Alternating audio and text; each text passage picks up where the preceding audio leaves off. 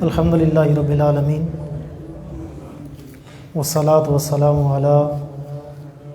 سید الانبیاء والمرسلین اما بعد فاعوذ باللہ من الشیطان الرجیم بسم اللہ الرحمن الرحیم ورفعنا لک ذکرک صدق اللہ مولانا العظیم وصدق رسولہ النبی الکریم الامین ونحن علی ذالک لمن الشاہدین والشاکرین والحمد للہ رب العالمین ان اللہ وملائکتہ یصلون علی النبی یا ایھا الذین آمنوا صلوا علیہ وسلموا تسلیما اللہم صلی علی سیدنا و مولانا محمد وعلی آل سیدنا و مولانا محمد وبارک وسلم علیہ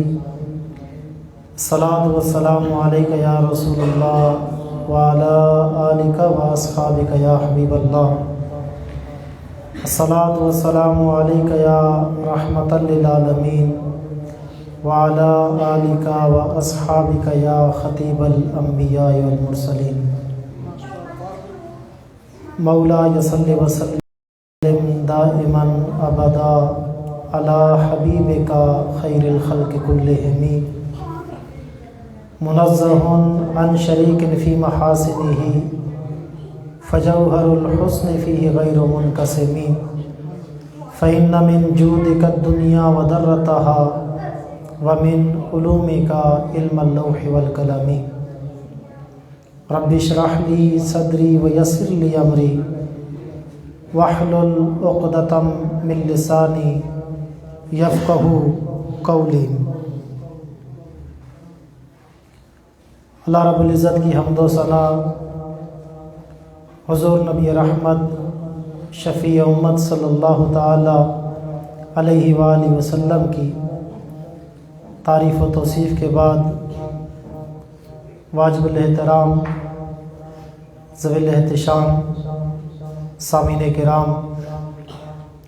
حضور علیہ الصلاۃ والسلام کا ذکر کرنے کے لیے اور سننے کے لیے جمع ہونا اللہ تعالیٰ کی بارگاہ میں امید ہے کہ قبول ہوگا، کیونکہ ایسی خوبصورت محافل مجالس نور بارگاہ الہی میں قبول ہوتی ہیں۔ اس محفل کی برکت سے اللہ تعالیٰ کی بارگاہ میں دعا ہے کہ اللہ تبارک و تعالیٰ میری زبان پر ایسے کلمات جاری فرمائے جو میرے لیے بھی نفع بخش ہوں اور آپ کے لیے بھی نفع مند ہوں، اور اب تبارک و تعالیٰ اس رات میں اترنے والی رحمتوں اور برکتوں میں سے سب کو حصہ وافر عطا فرمائے۔ کہ مل جل کے محفلیں کرنا، یہ ذکر کرنا، یہ ذکر گھر میں بیٹھ کے بھی ہو سکتا تھا، میں فیضان مدینہ میں بیٹھ کے کر سکتا تھا، آپ اپنے گھر میں بیٹھ کے بچوں کے ساتھ بھی کر سکتے تھے، اور تنہائی میں جو ذوق نصیب ہوتا ہے، جو لذت ملتی ہے، اس کا کوئی جواب ہی نہیں۔ آپ نے اگر محسوس کیا ہو کبھی تنہائی میں بیٹھ کے حضور کی کوئی نعت پڑھ رہے ہوں تو اس وقت دل کی جو کیفیت بنتی ہے، تو اس وقت جو عشق اور محبت پیدا ہوتا ہے، یقیناً اس کا جواب نہیں۔ تو یہ جو مل بیٹھ کے ذکر کرتے ہیں، علامہ بیضاوی رحمۃ اللہ تعالی علیہ تفسیر بیضاوی کے اندر لکھتے ہیں کہ مل جل کے ذکر کرنے کا، دعائیں کرنے کا ایک سبب یہ بھی ہوتا ہے کہ یہ قبولیت کے زیادہ قریب ہوتا ہے۔ رب تبارک و تعالی غفور ہے، رحیم ہے، کریم ہے۔ علامہ بیضاوی فرماتے ہیں کہ اگر 40 بندے مل بیٹھ کے اللہ تعالیٰ کی بارگاہ میں کوئی ذکر کرتے ہیں، کوئی دعا کرتے ہیں، اور ان 40 میں سے ایک کا ذکر کرنا، سننا رب کو منظور ہے، مقبول ہے، تو اللہ تبارک و تعالیٰ رحیم و کریم ایسا ہے کہ ایسا نہیں ہے کہ اس ایک کا قبول کرے گا باقی 39 کا رد کر دے گا۔ اس کی شان رحیمی اور کریمی کے لائق یہ ہے کہ ایک کا قبول کرے گا اس کے صدقے باقی 39 کا بھی قبول کر لے گا۔ تو میں گھر میں بیٹھ کے رسول اللہ صلی اللہ علیہ وسلم کا ذکر کروں، آپ گھر میں بیٹھ کے ذکر کریں، پتہ نہیں قبول ہوگا یا نہیں ہوگا، لیکن سب مل جل کے کریں گے تو کسی ایک کے صدقے اللہ قبول فرما لے گا سب کا۔ تو دعا ہے کہ اللہ تبارک و تعالیٰ اس محفل میں جس کا ذکر سننا یا ذکر کرنا اللہ تعالیٰ کی بارگاہ میں مقبول اور منظور ہے، اللہ تعالیٰ اس کے صدقے ہم سب کا یہ گلدستہ عقیدت اپنی بارگاہ میں قبول فرمائے۔ تو ہم یہ دونوں نزدیک سے اکٹھے ہوئے ہیں، تو یہ ہم نے ایک عقیدت کا ایک گلدستہ تیار کرنا ہے اور حضور علیہ السلام کی بارگاہ میں پیش کرنا ہے۔ مجھ سے پہلے تلاوت کی صورت میں، نعت کی صورت میں حضور علیہ السلام کی بارگاہ میں کچھ پھولوں کا نذرانہ پیش کیا گیا۔ مجھ سے بعد بھی اپنے فیصل مدنی صاحب جو ہیں وہ نعت خوانی پیش کریں گے حضور علیہ السلام کی بارگاہ میں۔ تو ہم نے یہ جو عقیدت کا ایک گلدستہ ہے یہ تیار کر کے حضور کی بارگاہ میں پیش کرنا ہے۔ تو اللہ تعالیٰ کی بارگاہ میں دعا ہے کہ ہمارا یہ عقیدتوں کے پھول نچھاور کرنا اپنی بارگاہ میں قبول و منظور فرمائے جی۔ تو یہ جو محفل ہم نے سجائی ہے ایک ایسی بھی مجلس تھی، ایک ایسی بھی محفل تھی جس کو مسجد نبوی کا صحن میسر آیا تھا۔ آج ہم فیضان عشق رسول میں حضور علیہ السلام کے ذکر کی محفل سجا کے بیٹھے۔ ایک حضور کے ذکر کی محفل وہ بھی تھی کہ جس کو سجنے کے لیے مسجد نبوی کا صحن میسر آیا۔ صحابہ کرام بیٹھے ہوئے ہیں، حضور علیہ السلام کا ذکر کر رہے ہیں۔ اتنے میں حضور علیہ السلام اپنے حجرہ مبارک سے باہر تشریف لے آتے ہیں۔ آگے پوچھتے ہیں میرے صحابہ ما اجلسکم، میں آج کا یہ جلسہ کیسا ہے، یہ جلوس کیسا ہے، یہ آج کی یہ محفل، یہ مجلس، یہ بیٹھک کیسی ہے، کیوں بیٹھے ہو؟ کوئی آپ سے تو پوچھ سکتا ہے نا جی کہ رات کے اس پہر میں آپ جو ہے یہاں پر کیوں اکٹھے ہیں؟ تو صحابہ عرض کرتے ہیں یا رسول اللہ جلسنا نذکر اللہ ونحمدہ علی ما ہدانا للاسلام ومن علینا بکا۔ یا رسول اللہ ہم اس لیے بیٹھے ہیں تاکہ ہم اللہ کا ذکر کریں، اللہ کی حمد کریں۔ کیوں؟ اس لیے کہ اللہ تبارک و تعالیٰ نے ہمیں اسلام کی صورت میں ہدایت عطا فرمائی اور آپ کو ہمارے درمیان بھیج کر ہم پر احسان فرمایا۔ تو یا رسول اللہ اللہ نے آپ کو مبعوث فرما کر ہم پر احسان کیا، ہم اس احسان کے شکریہ میں آج کی یہ محفل سجا کے بیٹھے ہیں۔ حضور علیہ السلام فرماتے ہیں کیا تم قسم اٹھا سکتے ہو کہ تم اسی کام کے لیے بیٹھے؟ تو صحابہ عرض کرتے ہیں کہ واللہ خدا کی قسم ما جلسنا الا لذالک، یا رسول اللہ خدا کی قسم ہم اسی مقصد کے لیے بیٹھے ہیں۔ تو حضور فرماتے ہیں میرے صحابہ لم استحلفکم تہمۃ لکم، میرے صحابہ میں نے تم سے قسم اس لیے نہیں لی کہ مجھے تمہاری بات پر یقین نہیں تھا، تمہاری سچائی میں کوئی شک تھا، قسم اس لیے لی ہے کہ تم ادھر محفل سجا کے بیٹھے تھے، حجرے میں جبریل امین میرے پاس تشریف لائے اور آ کے عرض کرتے ہیں یا رسول اللہ باہر نکل کر تو دیکھیے آپ کے غلام کیا کر رہے ہیں۔ آپ کے غلام آپ کے ذکر کی محفل سجا کے بیٹھے ہیں، واللہ یباہی بکم الملائکۃ الی الملأ الاعلی، اور اللہ تبارک و تعالی آسمان کی بلندیوں پر ان پر فخر فرما رہا ہے۔ فرشتوں دیکھو میں نے ان کو اپنا محبوب عطا کیا تھا، میں نے اپنا محبوب ان پر بھیج کر ان پر احسان کیا تھا، میرے احسان کو یہ بھولے نہیں، احسان فراموش نہیں نکلے، آج اس احسان کو یاد کر کے میری تعریفیں کر رہے ہیں، میرا ذکر کر رہے ہیں، میری حمد کر رہے ہیں۔ تو صحابہ محفل میلاد سجا کے بیٹھے تھے، ذکر رسول کی محفل سجا کے بیٹھے تھے، اللہ تبارک و تعالیٰ نے ان کی تعریفیں آسمانوں پہ فرمائیں اور جبریل کو پیغام دے کر بھیجا جا کر میرے محبوب کو بھی بتاؤ اور میرے محبوب سے عرض کرو اپنے غلاموں کو بھی بتاؤ تاکہ ان کے دل میں بھی خوشی داخل ہو جائے۔ اور صحابہ کہتے تھے کہ من اللہ من علینا بکا، یا رسول اللہ اللہ نے آپ کو ہمارے درمیان بھیج کر ہم پر احسان فرمایا ہے۔ حسان بن ثابت رضی اللہ تعالیٰ عنہ کی بولی دیکھیے، آپ فرماتے منا علینا ربنا ام بعث فینا محمدا، ہمارے رب نے ہم پر احسان فرمایا کہ ہمارے درمیان محمد عربی کو مبعوث فرما دی۔ اگر اس کو اردو لہجے میں ڈالیں تو فضل رب العلا اور کیا چاہیے، مل گئے مصطفیٰ اور کیا چاہیے۔ تو اللہ تبارک و تعالیٰ نے ہم پر احسان فرمایا، یا رسول اللہ آپ کو ہمارے درمیان بھیج کر ہم پر احسان کیا، تو ہم نے اس احسان کے شکریہ میں یہ محفل سجائی ہوئی ہے۔ اور صحابہ کرام کے نصیب پہ قربان جائیں، صحابہ محفل سجا کے بیٹھے، ہم دعائیں کرتے ہیں، سنا ہے آپ ہر عاشق کے گھر تشریف لاتے ہیں، میرے گھر میں بھی ہو جائے چراغاں یا رسول اللہ، یا رسول اللہ، اللہ نے آپ کو کمال دیا، آپ کو وہ فضیلت دی، آپ کو یہ خصوصیت اور خوبی عطا فرمائی، اور آپ کو یہ وصف عطا کیا کہ آپ بعد وصال بھی جہاں جانا چاہیں آ جا سکتے ہیں، کائنات میں جس غلام کو نوازنا چاہے آپ نواز سکتے ہیں، یا رسول اللہ، اللہ کے اختیار سے آپ جہاں آنا جانا چاہیں آ سکتے ہیں، یا رسول اللہ کرم فرمائیے میرے گھر میں بھی تشریف لے آئیے۔ تو ہم رسول اللہ صلی اللہ تعالیٰ علیہ وآلہ وسلم کی آمد کی دعائیں کرتے ہیں۔ صحابہ کرام کیسے پاکیزہ لوگ تھے، اللہ نے کیسی فضیلتیں عطا فرمائی تھی، صحابہ ذکر کی محفل سجا کے بیٹھے، حضور خود تشریف لے آئے۔ سبحان اللہ۔ تو یہ ہر کوئی حضور علیہ الصلوۃ والسلام کا منتظر، 12 نبیوں نے حضور علیہ الصلوۃ والسلام کے امتی ہونے کی دعا کی تھی، 12 نبیوں نے۔ تو ہم نے کوئی آرزو نہیں کی، ہم نے کوئی تمنا نہیں کی، رب نے احسان کیا، کرم کیا، ہمیں حضور علیہ السلام کو امتی بنا دیا۔ نبیوں کے درجے بہت اعلیٰ، بہت عرفہ، رفیع الدرجات ہیں انبیاء کرام علیہم الصلوۃ والسلام، لیکن حضور کی غلامی اتنا بڑا شرف ہے کہ 12 انبیاء کرام دعائیں کرتے ہیں رب تبارک و تعالیٰ کی بارگاہ میں، مالک ہمیں حضور کو امتی کر دے۔ لیکن ہم پر احسان دیکھیے، رب کی نعمت دیکھیے کہ ہمیں کوئی آرزو نہیں، کوئی تو تمنا نہیں، کوئی دعا نہیں، اللہ تعالیٰ نے یہ ہم پر احسان کیا کہ ہمیں حضور کو امتی بنا دیا۔ تو یہ رب کی نعمتیں تھیں۔ اللہ تعالیٰ فرماتا ہے ان تعدوا نعمت اللہ لا تحصوها، رب کی نعمتیں، احسان تمہارے اوپر اتنے ہیں کہ تم شمار کرنا چاہو شمار نہ کر سکو۔ علامہ ابن جوزی رحمۃ اللہ تعالیٰ لکھتے ہیں کہ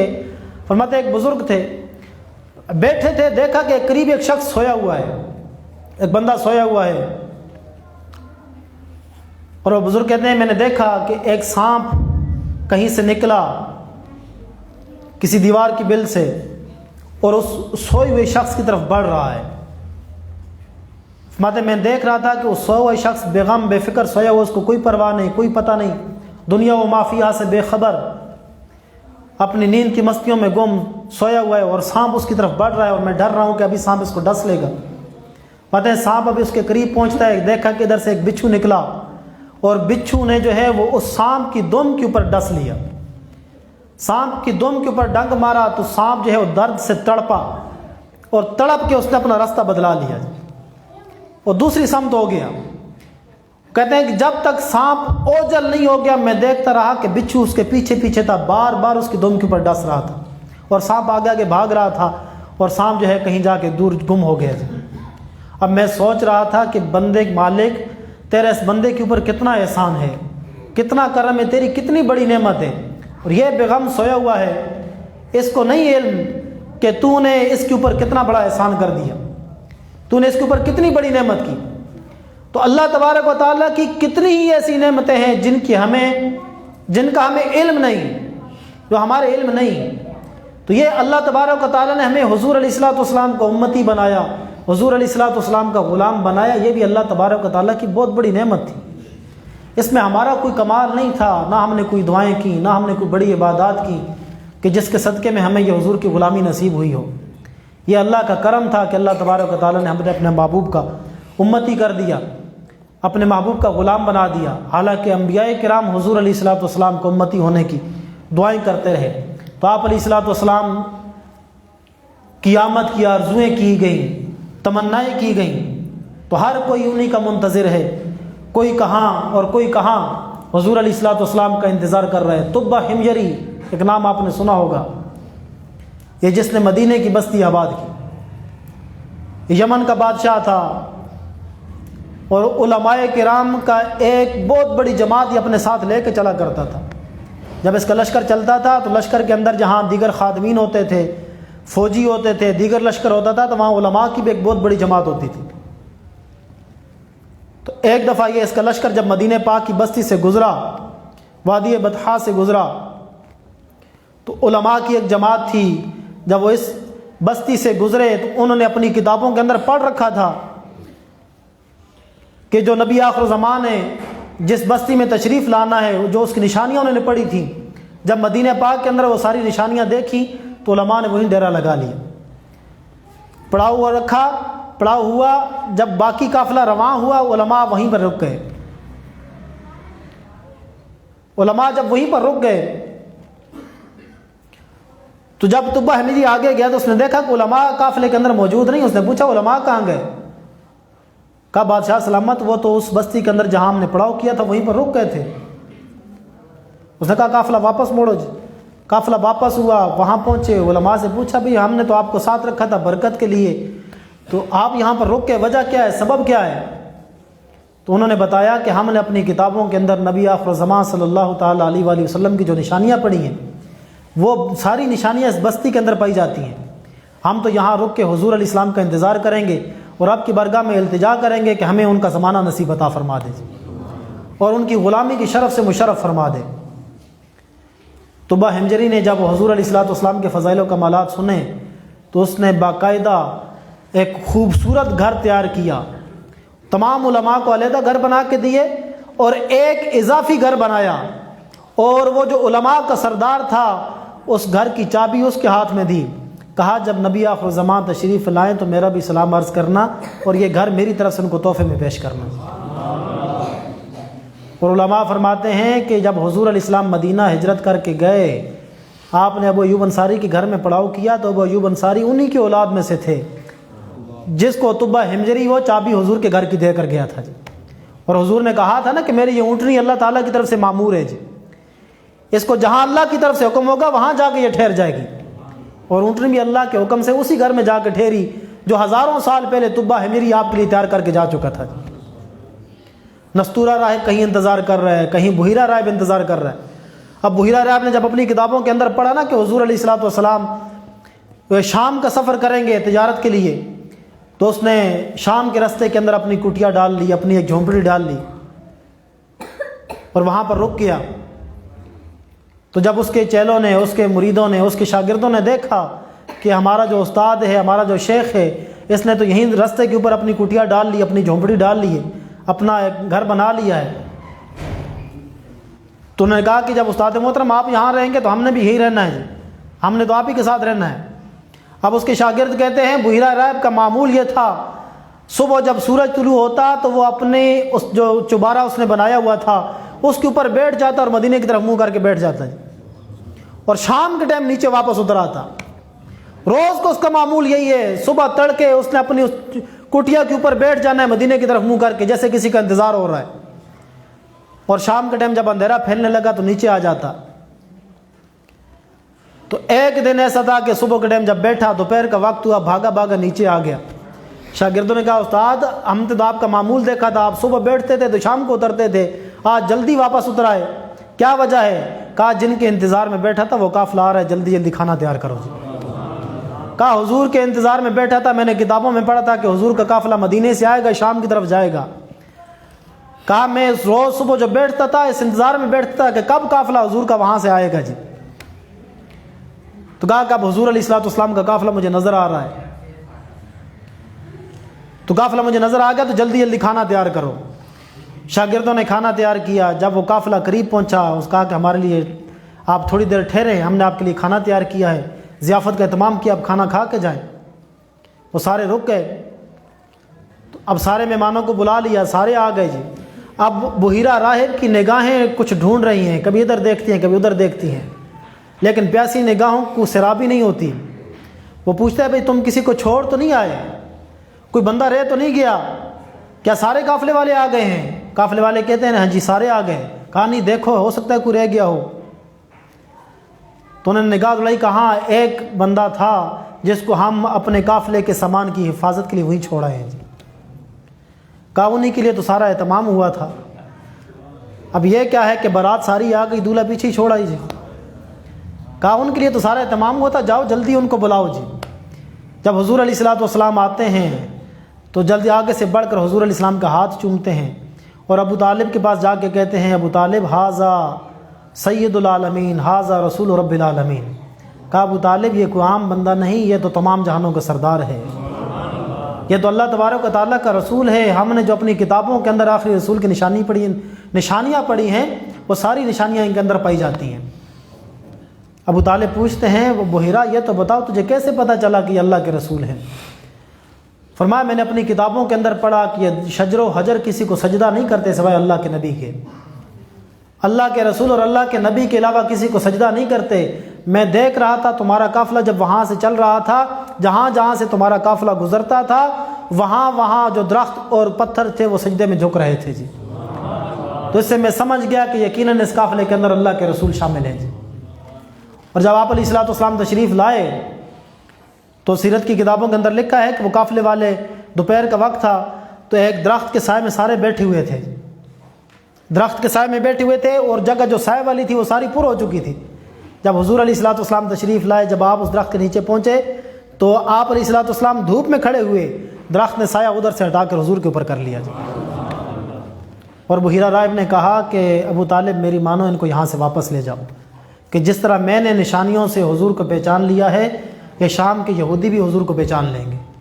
اور یہودی ایسی منافق قوم ہے، ایسی بدبخت قوم ہے، یہ حضور کو نقصان پہنچانے سے دریغ نہیں کریں گے۔ جب ان کو پتہ چلے گا کہ نبوت بنی اسرائیل سے نکل کر قریش میں چلی گئی ہے، عرب میں چلی گئی ہے، تو یہ حضور علیہ الصلوۃ والسلام کے قتل کے درپے ہوں گے۔ میرا مشورہ یہیں سے آپ لوگ واپس چلے جاؤ، ان کو لے کے واپس چلے جاؤ۔ اس نے بڑے انعام و اکرام سے نوازا، زیتون بھی پیش کیا، کیک بھی پیش کیے، فالودے بھی پیش کیے، کہا یہاں سے واپس چلے جاؤ۔ تو ابو طالب حضور علیہ الصلوۃ والسلام کو وہاں سے لے کے واپس آ گئے۔ تو کہیں بحیرہ راہب منتظر ہے، اور کہیں جو ہے وہ نستورہ راہب منتظر ہے، کہیں طبہ حمجری منتظر ہے، اور اس سے پہلے حضور علیہ السلام سے پہلے جتنے انبیاء تشریف لائے اور سارے حضور علیہ الصلوۃ والسلام کا ذکر کرتے گئے۔ آدم علیہ الصلوۃ والسلام کا جب وقت وصال قریب آیا تو آپ نے بیٹے حضرت شیس کو بلایا، شیس کو بلا کر کہا کہ بیٹا میں تو دنیا سے جا رہا ہوں، تو اگر وہ محمد عربی دنیا میں تشریف لائے تو ان کی غلامی اختیار کرنا، ان پر ایمان لانا اور ان کے دین کی دعوت دینا اور ان کی مدد و نصرت کرنا۔ شیس عرض کرتے ہیں کہ ابا جان آپ اللہ کے نبی ہیں، یہ محمد عربی صلی اللہ علیہ وسلم کون ہیں؟ آدم علیہ الصلوۃ والسلام فرماتے ہیں شیس یہ وہ ہیں جن کے صدقے اللہ نے تیرے والد کی توبہ قبول کی تھی۔ حضرت ابراہیم خلیل اللہ علیہ نبینا علیہ الصلوۃ والسلام مقام ابراہیم کے پتھر پہ کھڑے ہو کر حضور علیہ السلام کی آمد کی دعائیں کرتے ہیں۔ تو آدم علیہ السلام سے لے کر عیسیٰ علیہ الصلوۃ والسلام تک تمام انبیاء کرام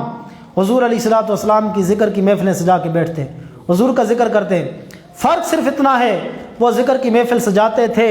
تو کہتے تھے کہ وہ نبی آنے والے ہیں، اور ہم حضور کی ذکر کی محفل سجاتے ہیں تو ہم کہتے ہیں حضور آ گئے ہیں۔ سبحان اللہ۔ وہ کہتے تھے کہ آنے والے ہیں، ہم کہتے ہیں کہ آ گئے ہیں، بس فرق اتنا ہے، ورنہ آدم علیہ الصلوۃ والسلام سے لے کر عیسیٰ علیہ الصلوۃ والسلام تک ہر نبی نے حضور علیہ الصلوۃ والسلام کی ذکر کی محفل سجائی۔ انجیل برنباس کے اندر یہ موجود ہے، عیسیٰ علیہ الصلوۃ والسلام نے اپنے حواریوں کو اکٹھا کیا، حواریوں کو اکٹھا کر کے کہا کہ میرے حواریوں ایک نبی آنے والے ہیں کہ جن کا نام احمد ہوگا، اور میں تو ان کی بشارت دینے کے لیے آیا ہوں، تو اگر وہ نبی تشریف لائیں تو تم نے ان کی غلامی اختیار کرنی ہے۔ اب ہر امتی یہ سوچتا ہے نا کہ میرا نبی سب سے اعلیٰ ہے، ہر شاگرد کی یہ سوچ ہوتی ہے کہ میرا استاد سب سے کامل و اکمل ہے، ہر بیٹا ہر اولاد یہی سمجھتی ہے کہ میرا والد جو ہے وہ سب سے بہادر ہے، سب سے اعلیٰ ہے۔ تو یہ ایک انسان کی ایک فطرت ہے کہ شاگرد اپنے استاد کو، بیٹا اپنے والد کو، امتی اپنے نبی کو، مرید اپنے پیر کو سب سے افضل جانتا ہے۔ تو جب عیسیٰ علیہ الصلوۃ والسلام نے حضور علیہ الصلوۃ والسلام کی شانیں جب یہ بیان کی تو امتی جو حواری تھا عیسیٰ علیہ الصلوۃ والسلام کا، تو وہ کہنے لگا اے اللہ کے نبی، اے عیسیٰ کیا وہ آپ سے بھی افضل ہوں گے؟ اور یہاں سوچنے کہ حواری کی سوچ کیا ہے کہ میرے نبی سب سے افضل اور اعلیٰ۔ اب بدبختی کا عالم دیکھیے کہ بندہ نبی بھی کہے، کلمہ بھی پڑھے، اور پھر عیب بھی نکالتا رہے۔ یہ تو بدبختی کی انتہا ہے نا، کہ بندہ کہے میں مسلمان ہوں، میں کلمہ پڑھتا ہوں، میں حضور کا غلام ہوں، غلامی کا دعویٰ بھی کرے، پھر حضور علیہ الصلوۃ والسلام کے کمالات کا انکار بھی کرے، پھر حضور علیہ الصلوۃ والسلام کے ذکر سے چڑھے بھی، ذکر روکے، فضل کاٹے، نقص کا جو یہاں رہے، پھر کہے مردک کہ کیا میں نہیں ہوں محمدی؟ ارے ہاں نہیں، ارے ہاں نہیں۔ اعلیٰ حضرت رحمۃ اللہ تعالی فرماتے ہیں کہ حضور علیہ السلام کا ذکر ہو تو چڑھ جائے، نقص کا جویاں رہے، حضور علیہ الصلوۃ والسلام کے نقص تلاش کرتا رہے کہ حضور کے پاس کون کون سا کمال نہیں تھا، اور پھر بھی کہے کہ میں محمدی ہوں، میں حضور کا غلام ہوں، کہ میں کیا نہیں ہوں محمدی؟ اعلیٰ حضرت فرماتے ہیں ارے ہاں نہیں، ارے ہاں نہیں، جی بالکل تو حضور کا امتی نہیں ہے،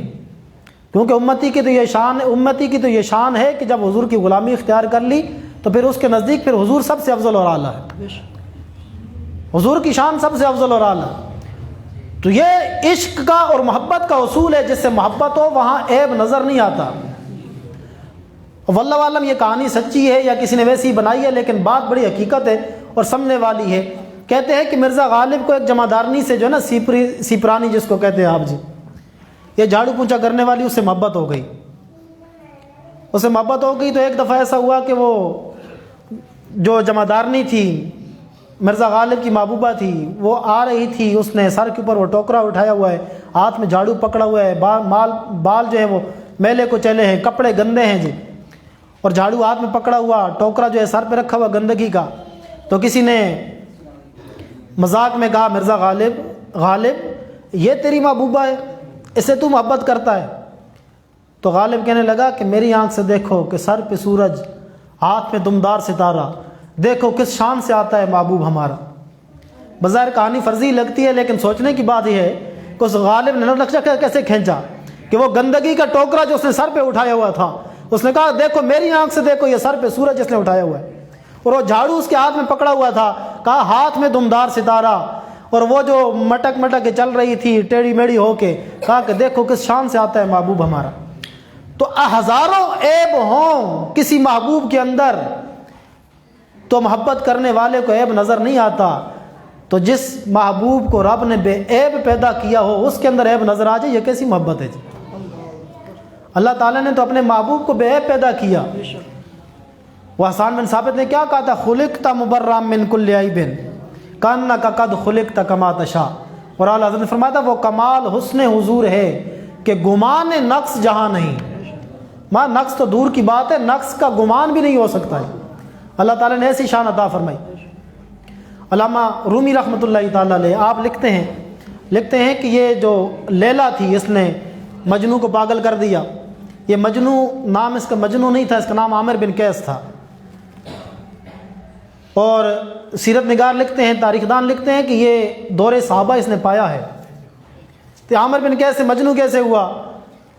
مجنو نام کیسے مشہور ہوا؟ تو لکھنے والے لکھتے ہیں کہ اس کے دور کے اندر حضرت امام حسن رضی اللہ تعالیٰ عنہ اور حضرت امیر معاویہ رضی اللہ تعالیٰ عنہ کا آپس میں کوئی معاملہ ہوا، تو اس دور میں ہر محفل میں جو موضوع سخن تھا وہ یہی تھا کہ حضرت امام حسن درست ہیں یا حضرت امیر معاویہ رضی اللہ تعالیٰ عنہ درست۔ تو کسی نے عامر بن قیس سے پوچھا بھائی تم بتاؤ کہ امام حسن رضی اللہ تعالیٰ عنہ کا نظریہ درست ہے یا یہ حضرت امیر معاویہ رضی اللہ عنہ کی فکر یہ درست ہے، دونوں میں سے کون درست ہے؟ تو کہنے لگا کہ دونوں غلط ہیں، میری لیلا درست ہے۔ تو اس وقت پوچھنے والوں نے کہا تھا انت مجنون، کیا تو پاگل ہے کہ دونوں کو غلط کہہ رہا ہے اور اپنی لیلا کو درست کہہ رہا ہے؟ تو یہ لوگوں نے کہا تھا انت مجنون، کیا تو پاگل ہے؟ تو اس سے اس کا نام مجنون مشہور ہو گیا۔ تو بعض روایات کے مطابق یہ شہزادہ تھا۔ علامہ رومی رحمۃ اللہ تعالیٰ علیہ لکھتے ہیں بادشاہ کو پتہ چلا کہ یہ لیلا کے عشق میں مجنون جو ہے وہ اپنی عقل کھو بیٹھا ہے، تو اس نے اپنے مریدوں، اپنے اس درباریوں کو کہا، وزیروں کو کہا مجھے دکھاؤ تو صحیح، لیلا کو میں دیکھنا چاہتا ہوں، یہ کیسی حسن کی پری ہے، کیسی ماں جمال ہے جس نے ایک شہزادے کو پاگل کر دیا، شہزادے کو مجنون بنا دیا جی۔ تو اس کے حکم پر لیلا کو بادشاہ کے دربار میں حاضر کیا گیا۔ جب لیلا بادشاہ کے دربار میں آئی تو بادشاہ نے دیکھا کہ ایک عام سی شکل و صورت والی عورت ہے، نہ کوئی بہت زیادہ رنگت خوبصورت ہے، نہ نین نقش اتنے زیادہ خوبصورت ہے۔ تو بادشاہ کہنے لگا لیلا تو اتنی خوبصورت تو نہیں، تیرے اندر کون سی ایسی خوبی تھی، کون سا تیرے اندر کمال تھا، کون سی تو حسن کی پری تھی جس نے ایک بادشاہ کے شہزادے کو پاگل کر دیا؟ تو لیلا کہنے لگی گفت خامش چوں تو مجنون نیستی، کہا بادشاہ تو چپ کر جا،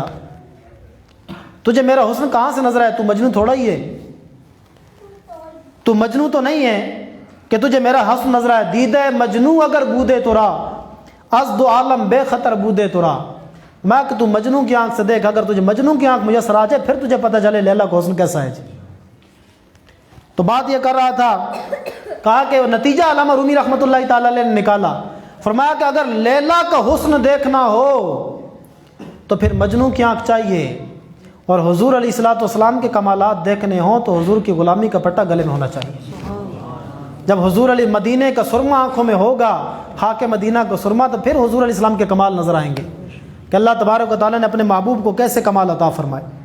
اور اقبال کہتے ہیں کہ خدا کی چوکھٹ تک اگر رسائی مل جائے تو پھر شکریہ حضوری کا ادا کرنا پڑتا ہے کہ حضور علیہ السلام کے صدقے ملا ہے، یہ کمال حضور علیہ السلام کے صدقے ہوا ہے۔ اور آپ آگے دلیل دیتے ہیں، کہتے ہیں کہ دیکھو نماز کے اندر اللہ تبارک و تعالیٰ نے درود پاک تمام ارکان کے آخر میں رکھا ہے۔ پہلے قیام لازم کیا، قیام کے اندر سورہ فاتحہ آپ نے پڑھنی ہے، سورت ملانی ہے، رکوع کے اندر تسبیحات پڑھنی ہے، سجدے کے اندر تسبیحات پڑھنی ہے، لیکن درود سب سے آخر میں پڑھنا ہے۔ کہا درود سب سے آخر میں کیوں رکھا گیا؟ کہا اس لیے رکھا گیا کہ یہ سارا کچھ جو نصیب ہوا ہے حضور کے صدقے نصیب ہوا ہے۔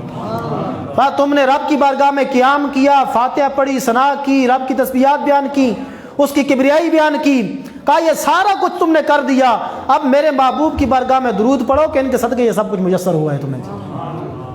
تو یہ حضور علیہ الصلوۃ والسلام کے صدقے سارے کمال ملے۔ تو بات کر رہا تھا عیسیٰ علیہ الصلوۃ والسلام کا، وہ حواری جو تھا امتی، کہنے لگا عیسیٰ کیا وہ جو نبی آخر زمان آئیں گے کیا وہ آپ سے بھی افضل ہوں گے؟ تو عیسیٰ علیہ الصلوۃ والسلام عرض فرماتے میرے غلام افضل ہونے کی بات کرتے ہو، اگر ابن مریم کو ان کے تسمے باندھنے کی سعادت مل جائے تو یہ ابن مریم کا نصیب ہے۔ تو اللہ کا یہ فضل ہے، اس کا احسان ہے، اس کا کرم ہے کہ اللہ تبارک و تعالیٰ نے ایسا عظیم نبی ہمیں عطا فرمایا۔ یہ ہم ان کی جو ذکر کی محفل سجا کے بیٹھے ہیں، یہ ابھی حافظ نعمان صاحب یہ شعر پڑھ رہے تھے، فیض ان کا ہے کہ عجب فیض ان کا ہے جی، کہ درود ان پہ پڑھتے ہیں خود سنور جاتے ہیں۔ تو یہ ہم جو ان پہ درود پڑھتے ہیں، ان کی جو ذکر کرتے ہیں، ان کی جو محفلیں سجاتے ہیں، تو یہ ان پہ کوئی احسان نہیں کرتے، یہ ہم اپنی آخرت کو سنوار رہے ہیں جی۔ اللہ تبارک و تعالیٰ ان محفلوں کے صدقے ہماری آخرت کو درست فرمائے، ہماری قبروں کو روشن فرمائے۔ وآخر دعوانا الحمدللہ رب العالمین۔